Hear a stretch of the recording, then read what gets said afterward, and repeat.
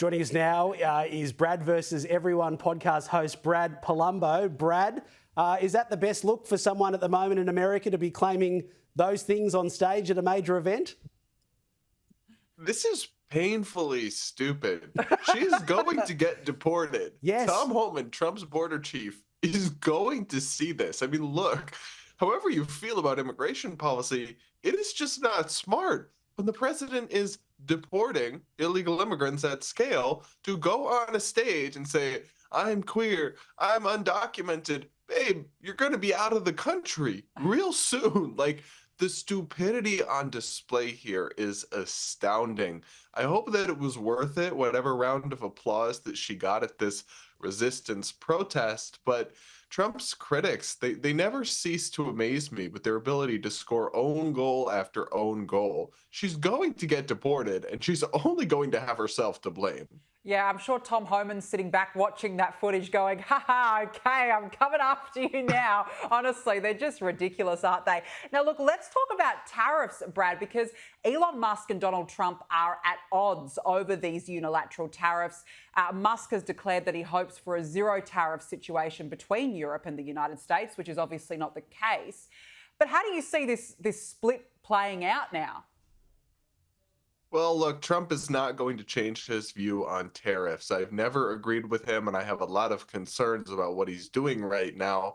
But, I mean, if he were to use the tariffs to lower them overall through negotiation, that would be more in line with what Elon is suggesting, and I think a smarter move. But Trump also seems to think that tariffs themselves are not just a political negotiating tool, but also just a good permanent economic measure. And I don't necessarily agree with that, but he's been pretty dedicated to that principle for decades for his political career. So I think if Elon and him are at odds on that, that could become a real tension point in the relationship, because Trump is not changing his view on that anytime soon. Hey, Brad, overall, how have the tariffs been received in the United States amongst the average voter? We hear a lot of media reporting, but the people that voted for Donald Trump as a majority, how have they been received in the last 48 hours or so? Well, he did say he was going to do this, so people aren't surprised, and to some extent they did vote for this. They do feel the jitters, I think, when they see the stock market taking a massive hit, and I would expect people to kind of revolt if the things they buy or at the grocery store, at the retail store get more expensive. But, I mean, his diehard fans, they voted for this. This is what they want, and they trust him. So they are not freaking out or as up in arms about it as a lot of other people are who are in the media or who are policy analysts or who didn't vote for Trump.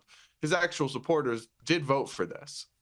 Yeah, absolutely. I mean, I guess it just goes to the fact that Donald Trump is forging ahead with this America First agenda. So realistically, the world can't be too surprised. Now, look, I want to talk to you about the Colorado House Democrats overnight, Brad, because they've passed a bill that reportedly makes misgendering a discriminatory act and can actually take children away from parents who misgender them. Have a look at this.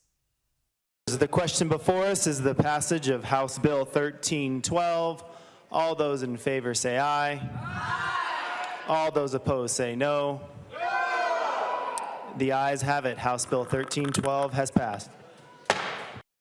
I just think this sets such a dangerous precedent, Brad, not just for America, but I actually think for around the world that something like this has happened. What's your take on it? Yeah, it's Orwellian and disturbing to think the government would ever try to make speech crimes a thing in the United States. The only upshot here, the only positive, is that almost certainly if a law like that were to pass, it would be struck down in the courts under our First Amendment, which doesn't allow people to criminalize this kind of behavior. Look, you have the right to call yourself whatever you want, but in America, at least, you do not have the right to force other people to call you what you want to be called, no matter how much it may hurt your feelings. And then taking people's kids away. I mean, once you start crossing into that territory, people will revolt. That is, parental rights is kind of a sacrosanct concept in American politics, and Democrats move against it at their own political peril. Because I promise you, that will not go over well with normal Americans. It simply will not. Well, it's not what Americans voted for. They don't want this nonsense anymore, and that's why I guess Donald Trump's put in these executive orders. Brad Polumbo, as always, thank you so much for helping us make sense of America. And I think that's an interesting point, though. I understand that Donald Trump is forging ahead with his America First policy. It was a mandate to which he was obviously elected on, James. There's no doubt they're going to have ramifications around the world. According to a number of economists, though, it's not going to directly have a big impact here in Australia. But I do wonder, though, could we have done more? I'm not so sure. It feels like Donald Trump was just made this decision from the very beginning. No, and it would be a foolish one for the coalition to be going hard on the Prime Minister over to say they should have done more. I mean, we mentioned to Kevin Hogan a little bit earlier. Should Anthony Albanese have met him by now? Should he have gone to the inauguration? He's had no issue getting on a plane in this first term of government. Maybe, but I think there's a wider issue here, and that is how does Australia start to realise that we can't just be relying on the other parts of the world with our exports to be making all our money. If something like this happens, we've got to parry. We've got to figure out what's the next step. Now, there's talk off the back of this. I think that's a really, really good point. And we have to think about ourselves first. That's really, really key.